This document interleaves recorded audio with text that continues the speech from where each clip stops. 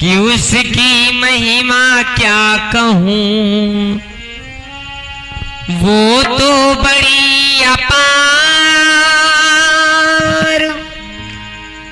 जो समझा उसका वचन उसका हुआ उद्धार।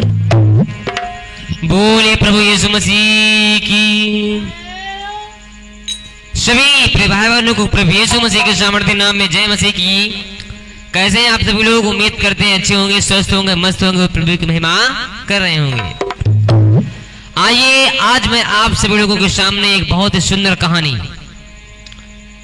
एक ऐसे दास की कहानी जो आज के युग में लाखों जनों का एक प्रेरणा स्रोत है, जिनकी कहानी को आज मैं अपने मुखार बिंदु से गायकी के माध्यम से दर्शाने का प्रयास करूंगा।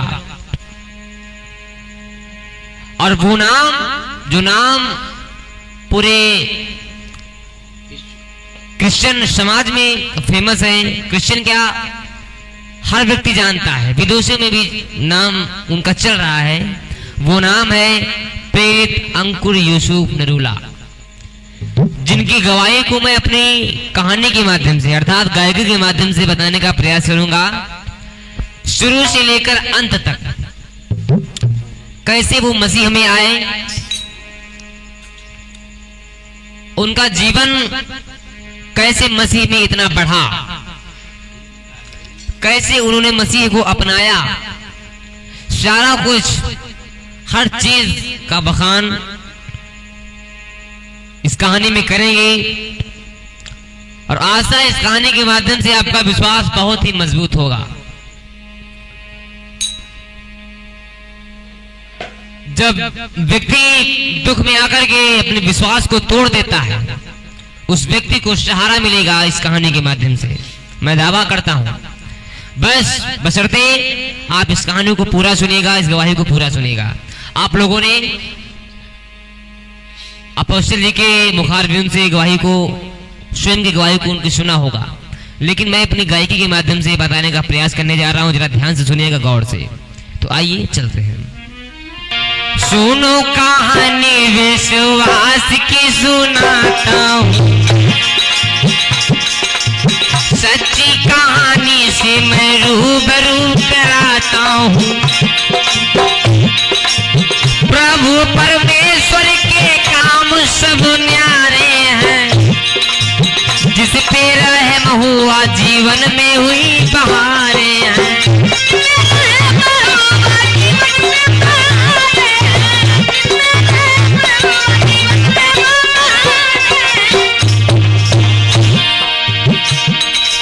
राजा को रंग और रंग को राजा कर दे, मुश्किल से मुश्किल प्रश्नों को भी पल में हल कर दे।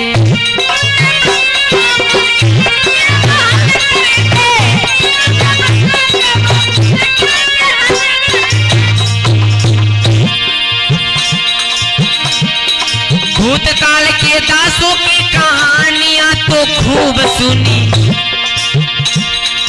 अपनी जुबान और मन में उनको खूब धुनी। लेकिन इस युग में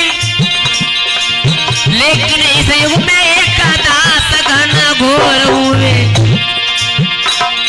प्रभु की सेवा में वो आज पॉपुलर हुए।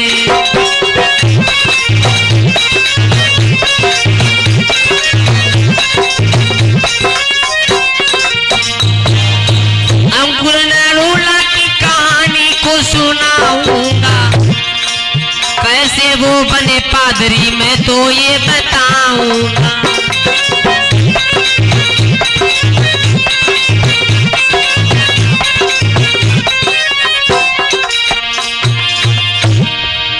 ध्यान से सुनना प्यारे, आशीष पाओगे, आज विश्वास में मजबूत हो जाओगे।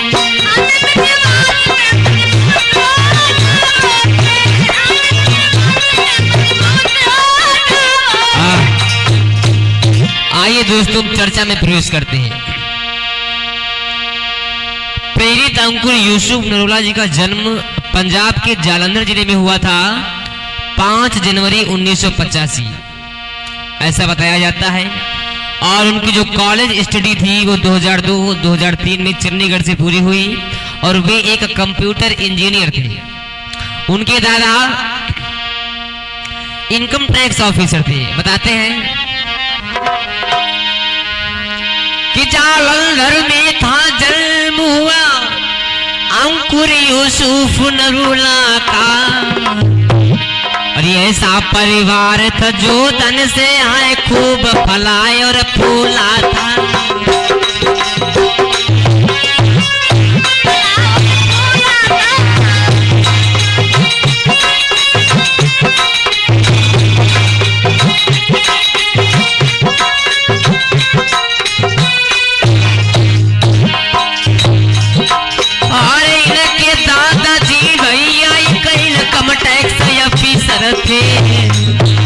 पंजाब में अलग अलग अपनी ड्यूटी को निभाया करते थे।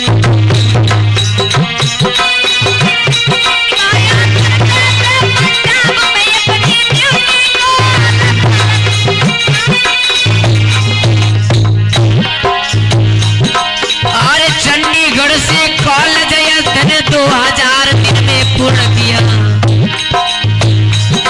कंप्यूटर इंजीनियर बने सपना अपना ये पूर्ण किया।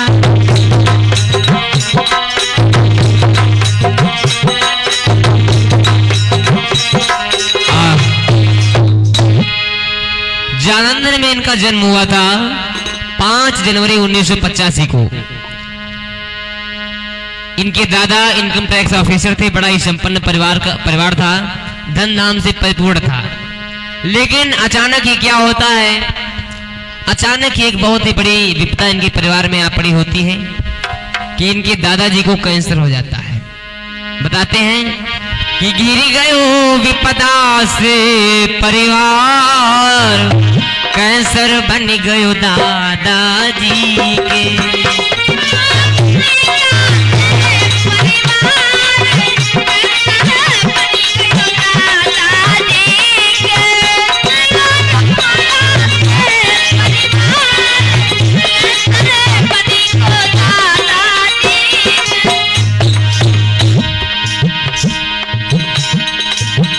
कैंसर बन गया दादाजी के, कैंसर बन गयो दादाजी के, कैंसर बन गयो दादाजी के। हालत हुई गई बड़ी खराब, कैंसर बन गयो दादाजी के।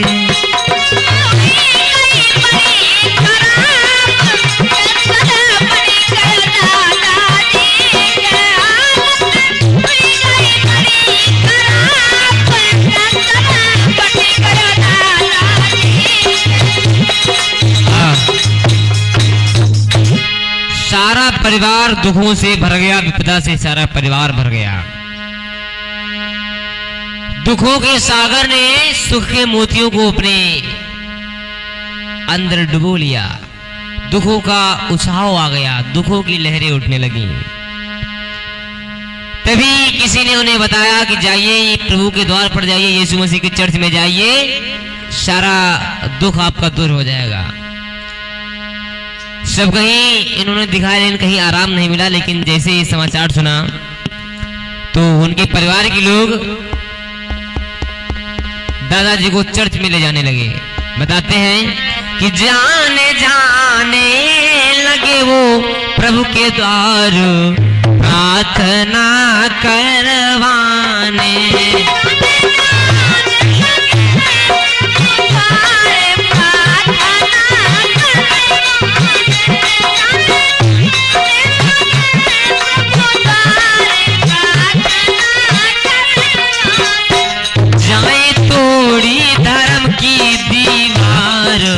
प्रार्थना करवाने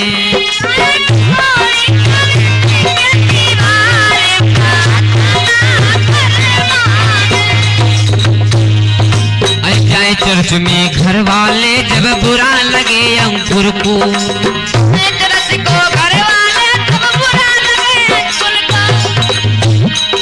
जब चर्च में उनके घर वाले उनके दादाजी को ले जाया करते थे तो अंकुर नरोला जी को बहुत ही बुरा लगता था।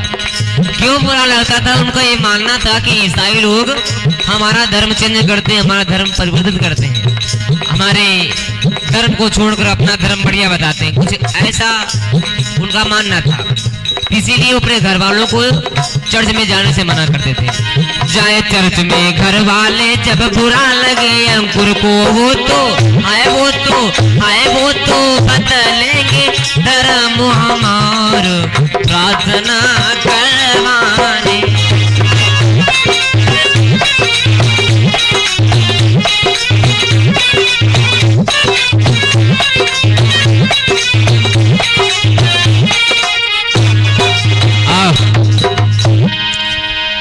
सारे चर्च के लोगों को वो बुरा बताते थे। क्यों बुरा बताते थे? क्योंकि मानना था उनका कि है ये लोग हमारे धर्म को चेंज करते हैं। तो इसीलिए उन्होंने अपने परिवार को मना कर दिया कि कोई लोग चर्च को नहीं जाओगे। लेकिन देखिए प्रभु का करिश्मा कैसा होता है। सन 2004 की बात, सन 2004 बताया कि सन 2004 में एक घटना घट गई भाई।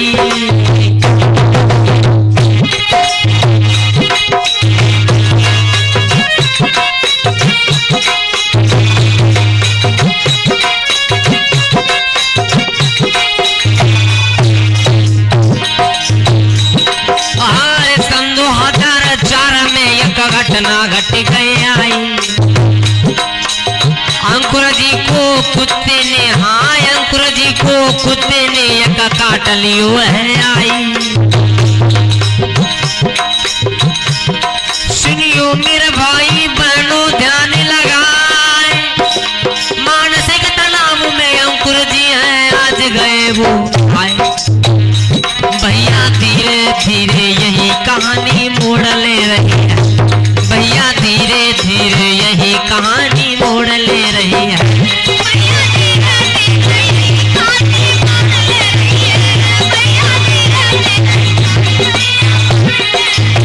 कहानी मोड़ ले रही है, कहानी मोड़ ले रही है, भैया धीरे धीरे मेरी कहानी मोड़ ले रही है, भैया धीरे धीरे मेरी कहानी। सन 2004 की बात है कि सन 2004 में अंकुर नरोला जी को एक कुत्ते ने काट लिया। उस कुत्ते के काट लेने से वे मानसिक तनाव में आ गए, मानसिक समझो पागल की एक प्रवृत्ति में। इतने अटैक शुरू होने लगे, इतने अटैक शुरू होने लगे, ये उनका जीवन तबाह हो गया। जीवन के सारे सुखों की नदियां एकदम सूख गईं। जीवन में एक अंधेरा सा छा गया, सुखों का दीपक बुझ गया, दुखों का अंधेरा आ गया। अटैक होने में उनका शरीर एकदम कमजोर बन चुका था, जिसके चलते वो नशे में चले गए थे, जुआ खेलने लगे थे, तरह तरह के पाप करने लगे थे। इतना नशा करते थे कि वो सुल्तानपुर से स्पेशल नशा लाते थे करने के लिए, सुल्तानपुर से ऐसा नशा करते थे। और बात यहीं तक नहीं थी, हद तो तब हो गई जब उन्होंने अपने विचार में ये डाला कि मैं अपने आत्महत्या कर लूंगा, आत्महत्या कर लूंगा, मैं अपने जीवन को समाप्त कर दूंगा, मैं जीना नहीं चाहता हूं। और क्या सोच रहे हैं कि कुछ ऐसे ख्याल मचलने लगे, मैं खुद को खत्म कर डालूंगा।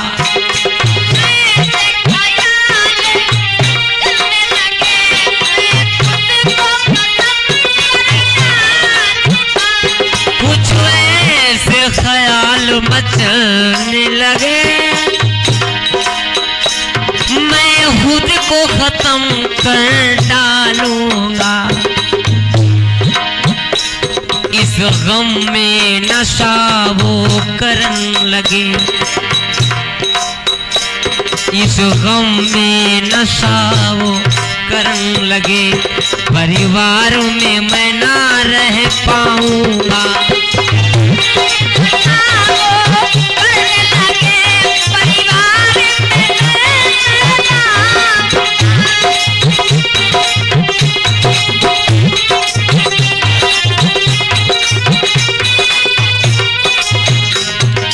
और ऐसे नहीं, जीवन दुखों से भरा हुआ, रोना ही बस रोना ही था। जीवन दुखों से भरा हुआ, रोना ही बस रोना ही था। इस जीवन रूपी नैया में मैं कैसे यहाँ टिक पाऊंगा।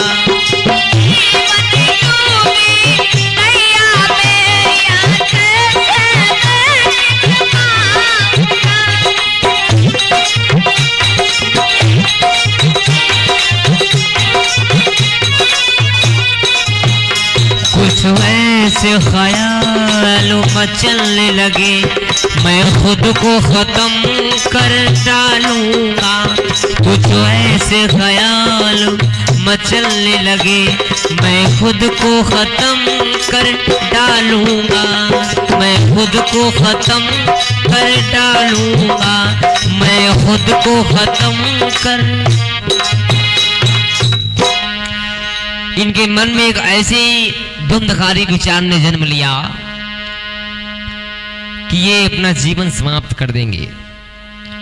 ऐसी जिंदगी जीने का क्या फायदा है जिस जिंदगी में ना आराम हो ना शांति हो, ना मैं परिवार में पढ़ सकता हूं ना उनसे बातचीत कर सकता हूं। ऐसी जिंदगी जीने का क्या फायदा। मैं अपने को खत्म कर डालूंगा। नशा करके बैठे थे, तभी वही पास्टर उनकी पत्नी, उनसे मुलाकात इनकी हुई। उन्होंने पूछा कि क्या हुआ तुम्हें, कैसा हाल बनाए रखे हो तुम। अंकुर नोला जी नशे में थे। नशे में बात करने का मन बिल्कुल उनका नहीं था, लेकिन फिर भी उन्होंने बात किया और बताई। सारी बात पास्टर जी को उन्होंने बताई। तो पास्टर जी बोले, आप मेरे घर को आना, प्रार्थना होती है रात के 8 बजे, और परमेश्वर चाहेगा तो आप जरूर ठीक हो जाएंगे। इतना कह करके वो चल दिया वहां से। अंकुर जी सोचने लगे क्यों ना एक बार चल करके देख ही लेते हैं, सब कुछ तो देख ही लिया है, देखते हैं एक बार चल के क्या होता है।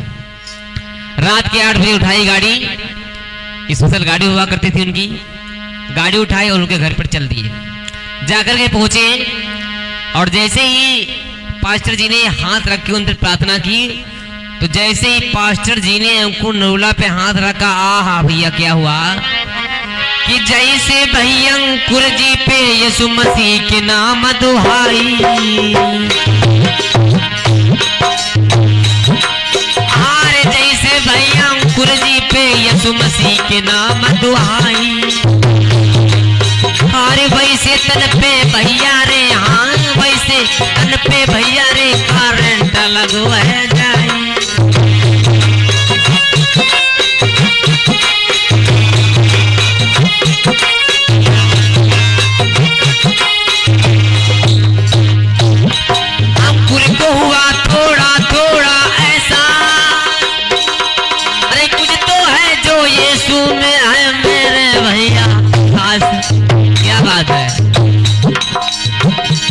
भैया धीरे धीरे इनकी गवाही आगे बढ़ रही है।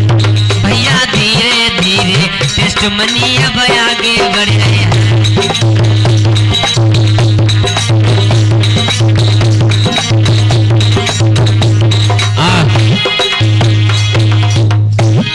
जैसे ही प्रभु यीशु मसीह के नाम से पास्टर जी ने अंकुर नरोला जी पे हाथ रख के प्रार्थना करना शुरू किया, वैसे ही उनको कुछ ऐसा लगा कि उनके शरीर में कुछ करंट जैसा लगा हो।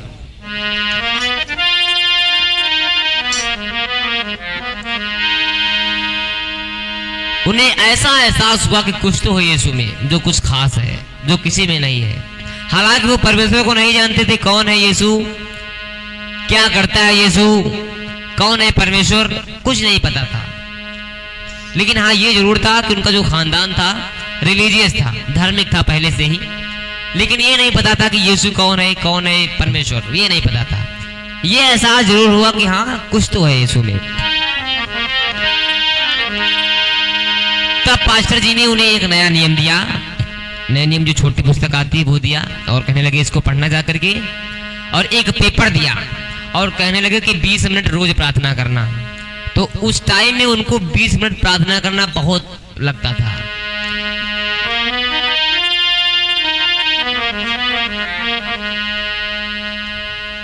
हमको नौला जी पास्टर से बोले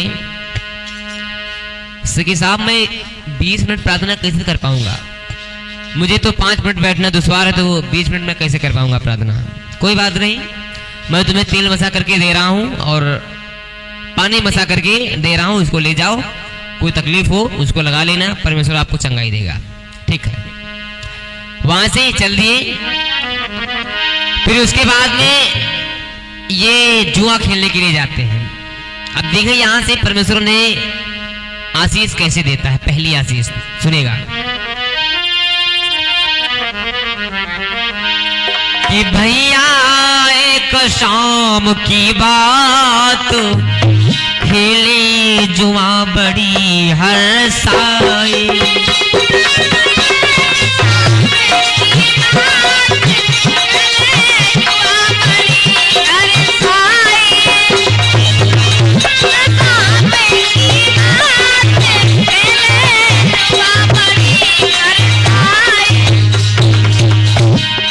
बहुत ही हर्षित मन से जुआ खेलने चले हैं और जब पहुंचे खेल रहे हैं जुआ। अब देखिए यहाँ पर चमत्कार क्या होता है। जुआ खेलत समय में भाई एक व्यक्ति से भई लड़ाई,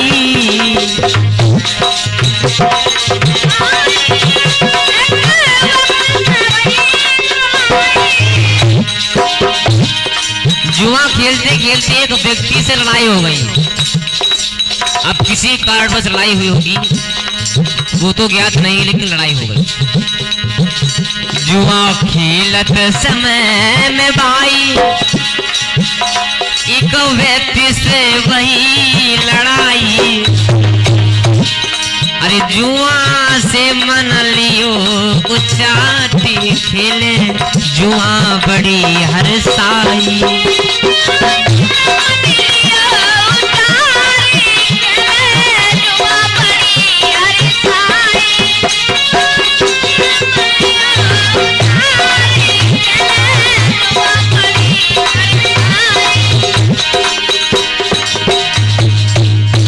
इस जुआ खेल की माया सबको बर्बाद कराया, इस जुआ खेल की माया सबको बर्बाद कराया, अरे प्रभु ने किया इन्हें आजाद, खेले जुआ बड़ी हर्षाई,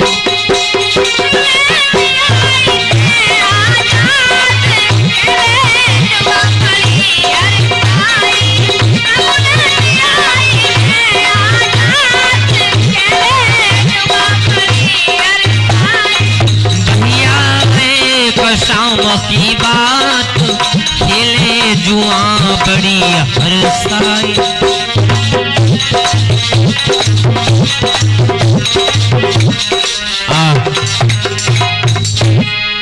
अब देखिए यहाँ पर आपको क्या समझ में आया। रोज जुआ खेलने के लिए जाया करते, लेकिन आज लड़ाई क्यों हो गई, किस लिए लड़ाई हो गई, और लड़ाई हुई तो मन क्यों उचट गया। ये थी प्रभु की पहली आशीष। देखिए प्रभु जब कोई व्यक्ति पाप में होता तो कैसे उसे पापों से आजाद करता है। ये खुदा की अंकुर नौला जी पे पहली आशीष दी कि उनका मन जुआ से हटा, उन्होंने जुआ खेलना बंद कर दिया, वहीं से उनका जुआ खेलने का मन हट गया। उसी वक्त पास्टर जी का फोन आया, कहने लगे रोज 5 बजे के बाद में मीटिंग होती, प्रार्थना मीटिंग होती, क्या आप उसमें आ सकते हो। आना पड़ेगा? आ सकता हूँ, ठीक है, ओके, आ जाऊंगा। क्या करें, यहां से मन तो हमारा हट ही गया है, चलो वही मन लगाते हैं, क्या दिक्कत है। देखिए प्रभु ने अपने काम के लिए इन्हें कैसे यूज किया है। तो ये शाम को रोज प्रार्थना करने के लिए जाने लगे वहां पर, धीरे धीरे मसीह में बढ़ने लगे। फिर धीरे धीरे इन्हें पता चलता कि बपतिस्मा कुछ होता है, बपतिस्मा नाम की कुछ चीज होती है। जब बपतिस्मा लेते हैं तो प्रभु के प्रियदास बन जाते हैं। तो बपतिस्मा का इन्हें पता चलता है। तो बपतिस्मा लेने से पहले इन्होंने अपने दोस्तों से प्लानिंग बनाई कि बपतिस्मा लेने से पहले हम खूब शराब पी लेंगे, उसके बाद में बपतिस्मा को ग्रहण करेंगे। पास्टर जी वहीं पर मौजूद थे, उन्होंने पूछा क्या बात चल रही है। तो ये बड़े दिल के सच्चे आदमी थे। इन्होंने कहा कि मैं ये कह रहा हूं कि जब हम बपतिस्मा लेंगे, बपतिस्मा लेने से पहले अपने सारे दोस्त खूब शराब पिएंगे, शराब पीने के बाद में तब बपतिस्मा लेंगे। पास्टर बोले गलत है, ये खुदा के हिसाब से बिल्कुल गलत है। प्रभु यीशु मसीह हमें इसकी इजाजत नहीं देता है। खुदा में आगे बढ़ना है, चंगाई पाना है तो इनको छोड़ दो, छोड़ दें, छोड़ दो, ठीक है आज से छोड़ दूंगा। उनके कहने से ही वो शराब को उसी जगह से वो छोड़ दिए। फिर उसके बाद में कभी वापस कभी शराब को हाथ नहीं लगाया। पास्टर के कहने पर उन्होंने शराब छोड़ दी। अब देखिए 3 महीनों में सब कुछ हुआ है। अगस्त में इन्होंने परमेश्वर में आए, सितंबर में इन्होंने सारे पापों को छोड़ दिया और अक्टूबर में 1 या 2 तारीख को, कंफर्म नहीं है, 1 या 2 तारीख को बैप्टिज्म इन्होंने ग्रहण कर लिया। उसके बाद में जब बैप्टिज्म इन्होंने ग्रहण कर लिया, उसके बाद में इनकी तकलीफें अभी बिल्कुल भी कम नहीं थी। जितनी तकलीफें इनको हो रही थी पहले, उससे 2 गुना तकलीफें अब होने लगी जब मसीह में आ गए। क्यों होने लगी? क्या मसीह सच्चा नहीं है क्या? कुछ लोग ये भी कह सकते हैं। तो मैं आपको ये बता दूं कि खुदा की योजना को कोई समझ इतनी जल्दी नहीं सकता। वो तुमसे क्या करवाना चाहता है, उसकी क्या प्लानिंग है तुम्हारे जीवन के लिए, आगे के जीवन के लिए क्या तुम्हारी प्लानिंग है, वो वही डिसाइड करता है। परमेश्वर कैसे इनको यूज करना चाहता था तो वो उस पर डिपेंड करता है। इसलिए अपने विश्वास को कभी मत तोड़िएगा। चाहे जितना दुख आ जाए, जितने भी संकट आ जाए, हो सकता है 4 गुना उससे दुख मिल जाए आपको, लेकिन कभी प्रभु यीशु मसीह को कभी मत छोड़ना। आज ऐसा ही अंकुर नौला जी ने किया है, विश्वास को नहीं तोड़ा है। सारे घर वाले उनके खिलाफ हो गए, सारे रिश्तेदार उनके खिलाफ हो गए। घर वाले भाई जो चर्च में पहले जाते थे दादाजी को लेकर के, लेकिन आज वही खिलाफ हो गए। कह रहे तुम चर्च में क्यों जाते हो, तुम वही नशे वाली जिंदगी जियो, लेकिन चर्च में मत जाओ। गुस्सा लगती हमें। रिश्तेदार कहने लगे तुम चर्च में जाते हो, हम तुम्हारे पास्टर को मरवा देंगे। बहुत बड़ी बड़ी धमकियां देने लगे, लेकिन वो उन धमकियों से बिल्कुल नहीं डरे, क्योंकि उनके पास कोई और चारा ही नहीं था खुदा के सिवा। तो कहने लगे अब मैं इसी में रहूंगा, किसी की बात को नहीं सुनूंगा। धीरे धीरे वो रोज चर्च जाते रहे, सारी कमियों को दूर करते रहे। देखिए ये बहुत इंपॉर्टेंट बात है, इस पे आप अंडरलाइन कीजिएगा। सारी कमियों को दूर किया। कमियों को अपने देखना सबसे बड़ी बात है। दूसरों की कमी को तो लोग देख लेते, लेकिन अपने अंदर की कमी को नहीं देखते हैं। हमारे अंदर क्या कमी है वो नहीं देखते हैं।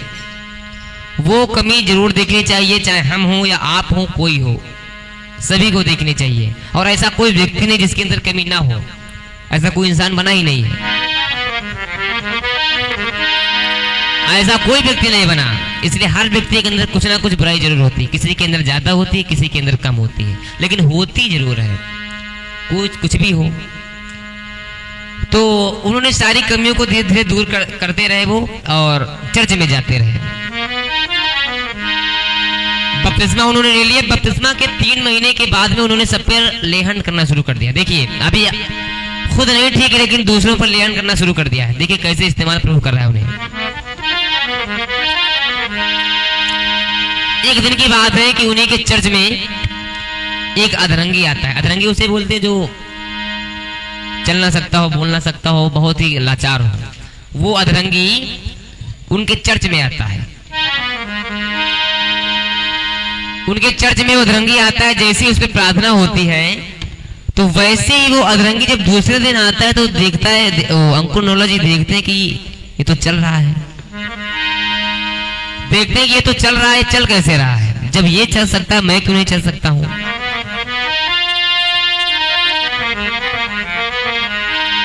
जब ये व्यक्ति इतना लाचार था, जब ये चल सकता, ये बोल सकता है खुदा की दुआ से, तो मैं क्यों नहीं बोल सकता? उनका विश्वास और मजबूत हो गया। बताते हैं कि जैसे ये घटना देखी आंखों से, अरे मेरे प्यारे,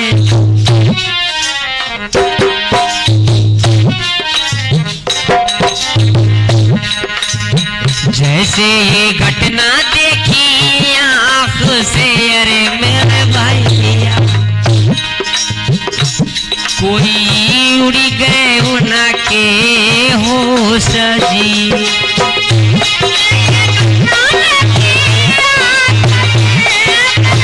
क्या बात है?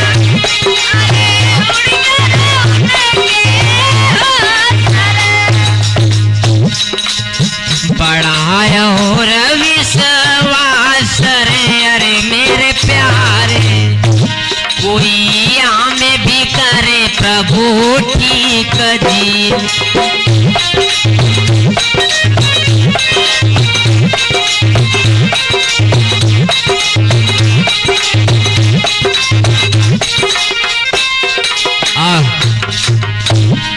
जैसे ये घटना उन्होंने अपने आंखों से देखी कि मेरे सामने एक रोगी चंगा हो गया, वो भी प्रभु की प्रार्थना से, कहीं ना ठीक होकर के प्रभु की प्रार्थना से चंगा हो गया, तो मैं क्यों नहीं चंगा हो सकता? सारा विश्वास उनका कायम हो गया, ध्यान उनका केंद्रित हो गया प्रभु पर। सारी चीजों से उन्होंने अपने मन को हटा लिया। अब देखिए खुदा दूसरी आशीषों से उन्हें कैसे नवाजता है कि प्रभु का तरीका देखो भैया, आंखें खोल के, अरे कैसे सजाता अपने भगत को वो टटोल के। प्रभु के काम है न्यारे, सभी को समझ गया है। प्रभु के काम है न्यारे, सभी को समझ नया है।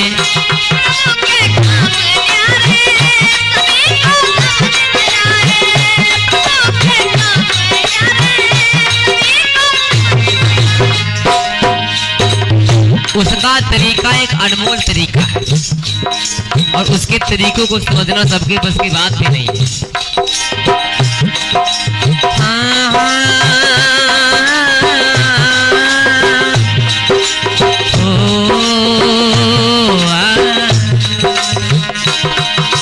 प्रभु का तरीका देखो भैया, आंखें खोल के,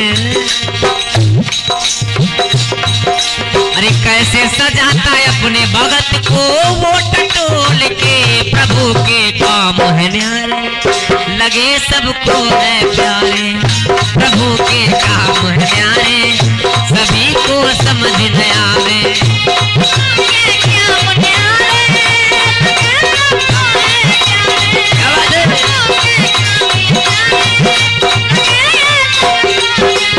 वो प्रभु के काम न्यारे न्यारे न्यारे न्यारे, सभी को समझ न आवे।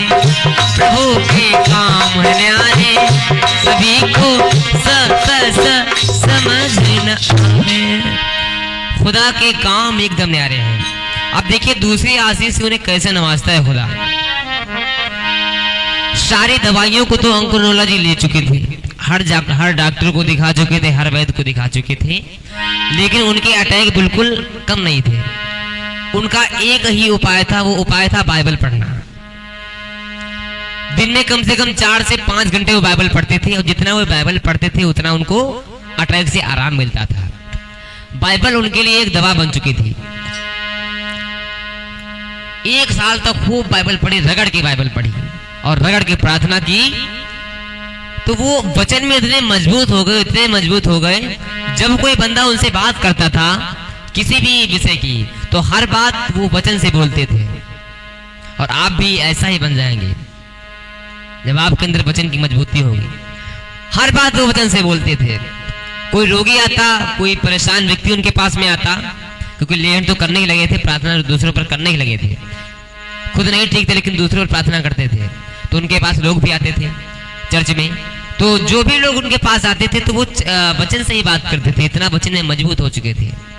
तो ये देखिए दूसरी आशीष थी प्रभु की, कि दुखों के कारण उन्होंने बाइबल को पकड़ा।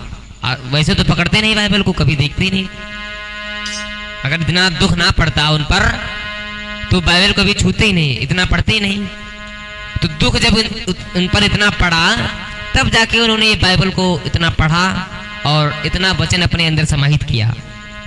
तो ये प्रभु की दूसरी आशीष थी, वचन में मजबूती हो गई। अब देखिए आता है 2004 तो गया बीत, ऐसे ही 2005 में बताते हैं कि दुष्ट आत्मा से उन्हें छुटकारा मिल गया। बोले प्रभु यीशु मसीह की। बताते हैं कि 2005 में उन्हें छुटकारा मिल गया, लेकिन अभी भी शारीरिक समस्या उन्हें अभी भी थी। शारीरिक समस्या ये थी कि अगर वो कुछ खाते थे तो वो गले में अटक जाती थी। थोड़ी दाल भी अगर खा लेती थी तो दाल भी गले में यहाँ पर अटकती थी ऐसे। एक डॉक्टर के पास में गए, डॉक्टर साहब को अपना सारा वृत्तांत बताया, सारी समस्या बताई। तो डॉक्टर साहब कहने लगे 2-3 साल का कोर्स चलेगा भाई आपका। तब नहीं, 2-3 साल नहीं, सॉरी, वो कहने लगे दवा खाते जाओ, इसका इलाज कुछ नहीं है, ये कहने लगे। तो जब वो कहने लगे दवा मुझे जिंदगी भर ही खाना, क्या फायदा, मैं प्रभु पर ही आश्रित रहूंगा, जो कुछ करना है सब प्रभु ही करेगा। सारी दवाइयों को उन्होंने वहीं पर फेंक दिया।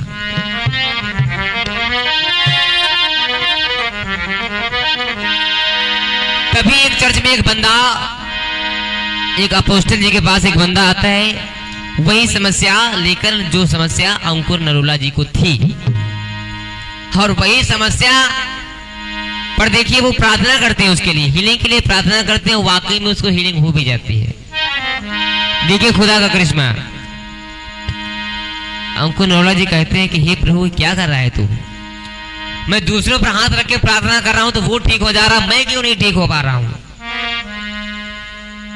क्या करना चाहता है तू मेरे साथ में, हे पिता क्या करना चाहता है।